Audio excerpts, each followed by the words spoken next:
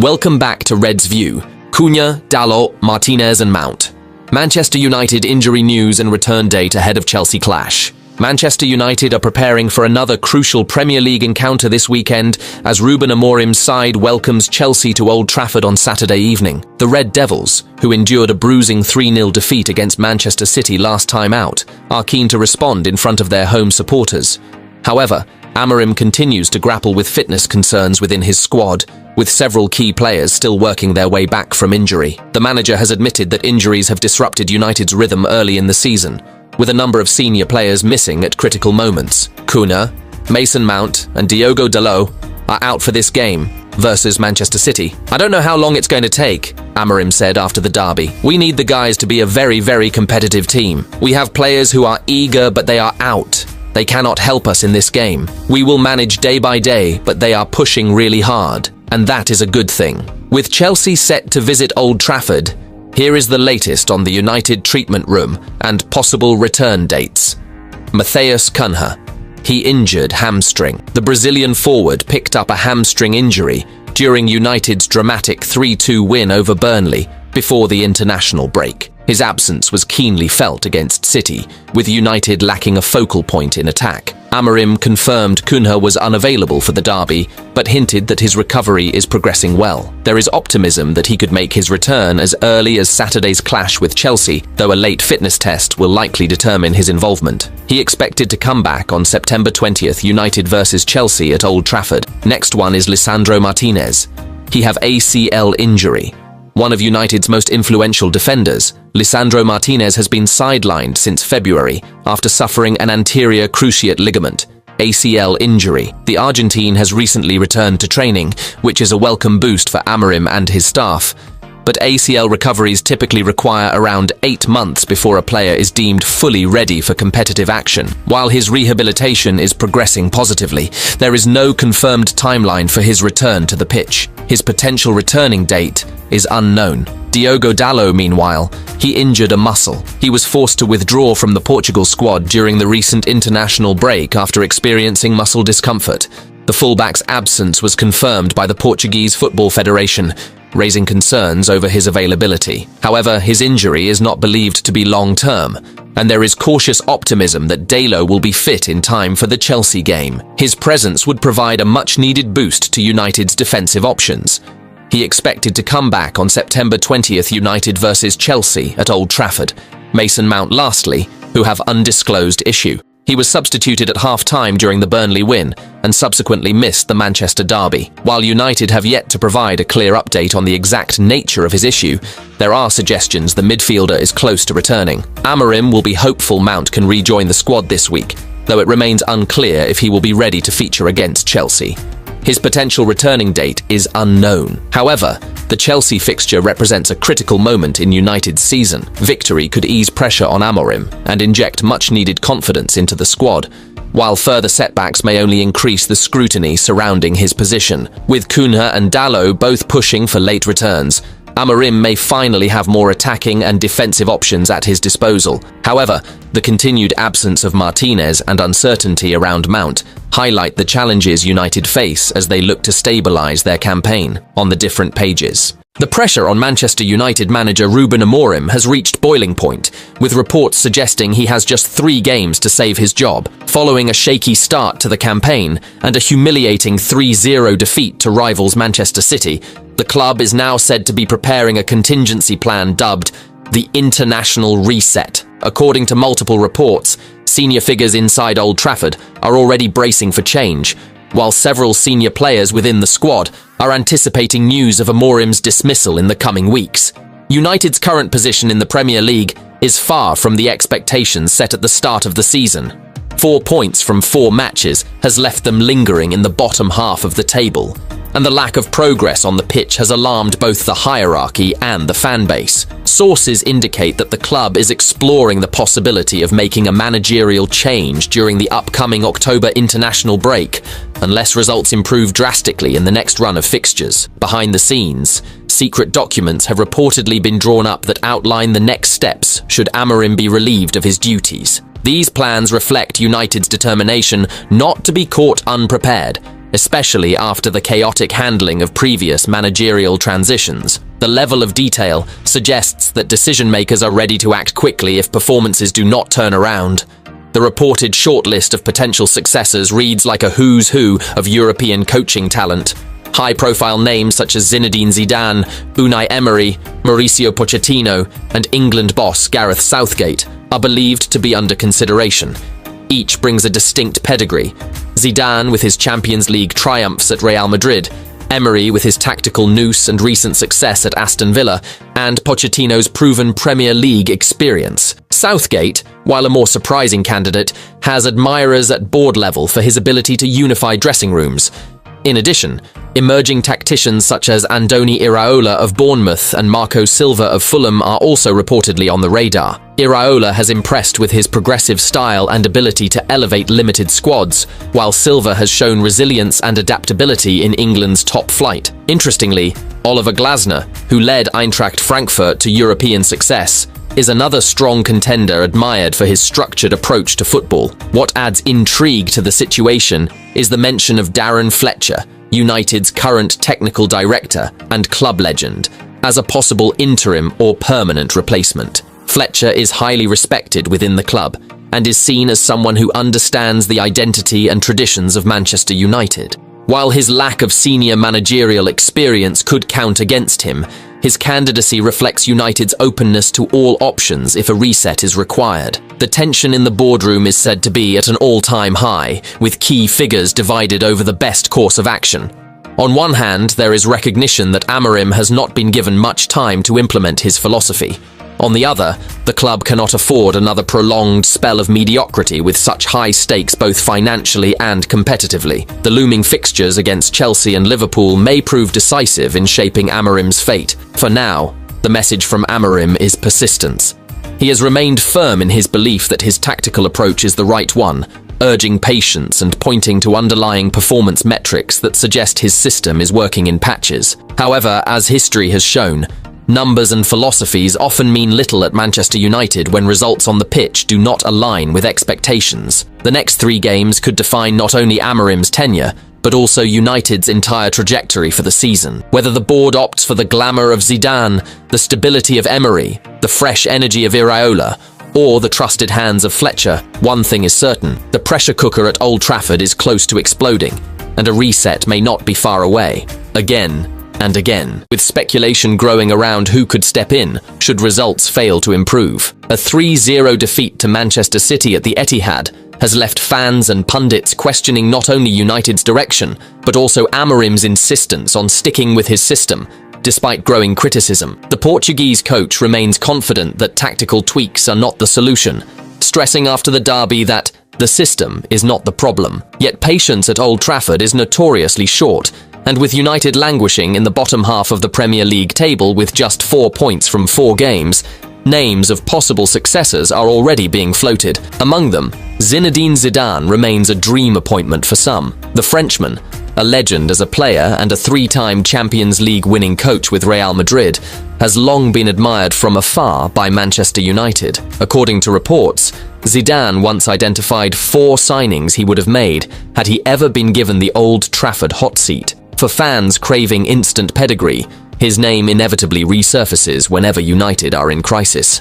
Former Premier League striker Charlie Austin has been one of the voices suggesting a drastic change. Speaking recently, he argued that United should go after Zidane if Amorim is dismissed, though he admitted there are doubts over whether the French icon is the right fit. Interestingly, Austin also put forward the unlikely but intriguing name of Sean Dyche, praising the Everton boss for his ability to stabilise struggling clubs. For Austin, United needs structure above all else, and Dyche represents the kind of pragmatic manager who can provide it. However, another line of thought is emerging, one that shifts the focus from decorated names of the past to progressive coaches of the present. Step forward, Andoni Iraola. The Bournemouth manager has quietly built a reputation as one of the best young coaches in Europe. Dubbed the best young coach in the world in some circles, Iraola's work on the South Coast has been nothing short of transformative. After a rocky start to his Premier League tenure, where Bournemouth went 9 games without a win, his philosophy eventually clicked. Since then, his team has played bold, energetic football, securing a mid-table finish last season and now sitting remarkably in 4th place, early in the current campaign. Iraola's rise is especially impressive given the scale of his resources compared to top-flight giants. His ability to mold players such as Justin Kluivert, Milos Kerkez, Alex Scott, Dean Huijsen and Evanilson into a cohesive, upwardly mobile unit has caught the attention of bigger clubs. His Bournemouth side even faced Amorim's United in pre-season, a 4-1 win for the Red Devils that now looks like a distant memory given the contrasting fortunes of the two clubs since then. For United, the dilemma is clear. Zidane represents glamour, prestige, and instant respect in the dressing room. Dyche offers stability, grit, and a back-to-basics approach. Iraola, meanwhile, embodies modern tactical evolution and the ability to build a long-term project, something United have desperately lacked in recent years. Amorim's fate will largely hinge on the next run of games, particularly the upcoming clash with Chelsea, and then a daunting fixture against Liverpool. A win against Chelsea could relieve pressure and buy him valuable time to prove his system can work in the Premier League. But failure may see United's hierarchy forced to choose between short-term shock therapy and long-term vision, whether that means Zidane, Dyche, or Iraola stepping into one of football's most scrutinized jobs, again and again. Manchester United wasted no time returning to the training ground after their 3-0 defeat to Manchester City at the Etihad. The squad were back in action on Monday, with a second session held early on Tuesday morning at Carrington as preparations begin for another crucial Premier League fixture, this time against Chelsea at Old Trafford next weekend. The back-to-back sessions reflected manager Ruben Amorim's determination to refocus his squad quickly and ensure lessons from the derby are immediately addressed. Monday's schedule was primarily about recovery and analysis, with the squad put through light drills to regain sharpness, while also revisiting tactical adjustments in smaller groups. The aim was to reset both physically and mentally, turning attention firmly toward the upcoming clash at Old Trafford. Tuesday morning's session carried a different intensity. Amorim and his staff led a demanding workout that blended tactical organization with high-tempo exercises. The focus was on regaining rhythm in attacking play and tightening defensive transitions, both areas that proved costly against City. The drills encouraged quicker ball movement, sharper reactions, and collective pressing, elements the coaching team view as essential against a Chelsea side who thrive in transitional moments. Set-piece routines were also a clear priority in the training ground work. The squad rehearsed various attacking patterns designed to break down compact defensive structures, while also drilling defensive shape to counter Chelsea's aerial threat. Amorim was highly involved throughout, offering constant feedback and ensuring standards remained high across the board. A noticeable aspect of the session was the inclusion of several young players working closely alongside the senior squad. The integration of academy talent has become a consistent theme under Amorim, adding energy to training while also underlining the long-term project at United. The youngsters were fully engaged, showing intensity and discipline in competitive drills, which added freshness to the overall group dynamic. The atmosphere at Carrington was one of determination rather than frustration. While the defeat in the derby remains a disappointment, the quick turnaround in training has reinforced the squad's resolve to respond positively. Amorim made it clear through his coaching that the focus is on progress and execution, not dwelling on past setbacks. As the week builds towards Saturday's showdown at Old Trafford, the expectation is that United will continue to raise intensity with each session. With another high-profile opponent awaiting, the work being put in now at Carrington could prove decisive in shaping the team's response and in reaffirming Amorim's vision for this squad. On the other side, Man United make 53-year-old their top target to replace Amorim. Manchester United manager Ruben Amorim could be under severe pressure, and it might be time for them to make a change. Aston Villa boss Unai Emery is reportedly their top target, and they should be doing everything they can to bring him to the club. It's been almost a year since Amorim arrived at Old Trafford to replace Erik Ten Hag, but we're still yet to see any real progression under the Portuguese manager. Amorim has implemented a new three-at-the-back system, and he's showing no signs of being willing to change despite the lack of results and poor performances. United's latest game saw them comfortably beaten away at Manchester City, with Pep Guardiola's side barely needing to get out of second gear to secure the 3 points. Amorim stuck with his usual system, and it yielded the same results, with the Red Devils ending the weekend in 14th position in the Premier League. According to reports, Manchester United have made Aston Villa manager Emery their top target if they do look to make a chance in the dugout. It's claimed that there is unrest at Villa Park after a disappointing start to the season, and it could now be an ideal chance for United to make a move to bring in the Spanish manager. There's no doubt Emery is an upgrade on Amorim, and although it's early in the Premier League season, the latter has shown very little in almost a year. His current system isn't getting the best out of some talented players, and it could be time for a change. There's no guarantee Emery would be available, but it's also been a disappointing start to the campaign for Villa. Emery has shown he's more adaptable than Amorim, and he's had plenty of success at Premier League level, transforming Villa from a side competing in the bottom half of the table to qualifying for the Champions League. The likes of Luke Shaw and Manuel Ugarte have been a disappointment for Amorim this season, but the United boss regularly plays them in the starting 11. His stubbornness not to change could cost him, and a move for Emery should be made as soon as possible to try and rescue their campaign before it's too late. Meanwhile, United co-owner Sir Jim Ratcliffe has so far stood firmly behind Ruben Amorim. Ineos backed their man in the summer, splashing more than £200 million on new signings to support his vision. After all, Amorim was their appointment, chosen to replace Erik Ten Hag. However, the results have consistently gone downhill under his reign. The Red Devils finished 15th in the league last term, and have already slipped to 14th after just 4 games of the 2025-26 season. The optimism of pre-season quickly evaporated after a shocking Carabao Cup exit to Grimsby Town. This latest defeat has turned up the heat on both Ineos and their manager. A new formation alone will not magically fix things, but the cracks in Amorim's system are glaring. Another poor result against Chelsea next weekend could bring an early end to Amorim's time at Old Trafford. However, former Man United captain Gary Neville was critical of the team at full time. He said on Sky Sports, "I think there will be some pressure applied to the manager and his rigidity of sticking with the system. There have been times when I have seen United lose this type of match when I feel angry and frustrated. I just feel nothing, which is even worse. This has been a nothing of a performance. With Chelsea next week, another defeat and big questions would start to be asked. I'm worried about the manager. I'm worried about what's going to happen in this next few weeks. I don't think it's a time for panic, but I've seen this before. We've seen this film again and again." Manchester United continue to monitor Carlos Baleba amid Brighton shake-up. Brighton and Hove Albion have confirmed the departure of technical director David Weir, a figure who played a key role in shaping the club's recent recruitment strategy.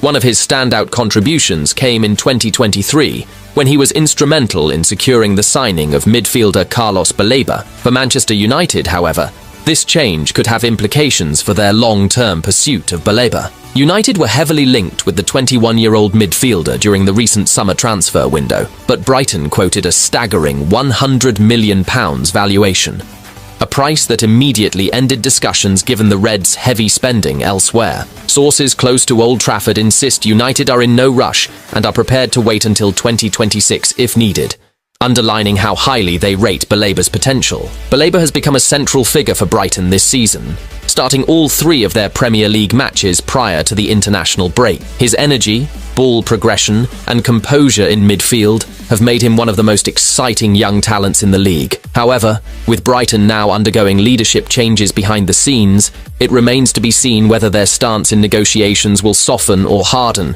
when United inevitably return for the Cameroon-born midfielder. While Baleba remains firmly on United's radar, they have also been monitoring alternative options in midfield. Crystal Palace's Adam Wharton and Nottingham Forest's Elliot Anderson have both been linked as possible targets for January or beyond. But for many inside Old Trafford, Baleba is seen as the ideal long-term successor to bolster the heart of United's midfield. Meanwhile, Fabrizio Romano has revealed that Manchester United's next big move will not be a signing, but rather a contract extension. The club are preparing to open talks with Lisandro Martínez over a new deal, despite the defender still recovering from a long-term ACL injury. Romano explained that United don't want to risk waiting until the final stages of Martinez's current contract, which runs until 2027. The club are keen to secure his future early, with discussions expected to accelerate once the Argentine returns to action. The decision does raise a red flag, given Martinez's serious injury. but United believe his value to the squad justifies the move. Modern recoveries from ACL injuries are far more successful than in the past, with players like Virgil van Dijk and Florian Wirtz returning to peak performance after suffering the same setback. Martinez's importance also lies in his profile. As the only specialist left-footed centre-back in the senior squad, he is vital for Ruben Amorim's 3-4-2-1 system, which relies on balance in the back three. Luke Shaw has filled the role admirably, but he is not a natural centre-back, while young Aidan Heaven is still developing. For United, tying Martinez down to a longer contract ensures stability at the heart of their defence. Once he returns from injury, the club are expected to push hard to get the deal over the line. On the other side, over in Spain, Marcus Rashford has found himself at the centre of speculation just weeks into his loan spell at Barcelona. Reports from certain outlets suggested the Catalan giants were already considering sending him back to Manchester United early, citing his lack of goal contributions in the opening games.